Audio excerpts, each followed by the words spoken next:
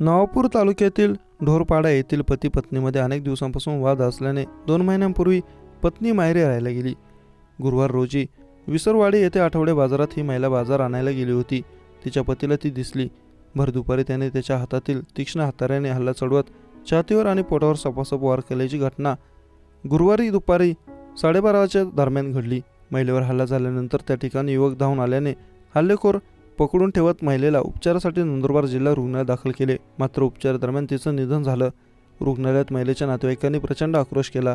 नातेवाईकांनी रुग्णालयात आणि पोलीस ठाण्यात मोठी गर्दी केली होती. अशोक ताऱ्या गवित, राहणार ढोरपाडा, तालुका नवापूर असं हल्ला करण्यात आलेल्या पतीचं नाव. हल्ल्यात मृत्यू झालेल्या पत्नीचे नाव बबिता अशोक गवित, वय वर्ष 25 असं आहे.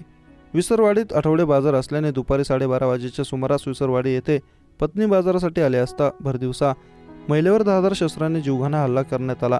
पतीने धारदार शस्त्राने वार करत महिलेच्या छातीवर आणि पोटावर सपासप वार केले.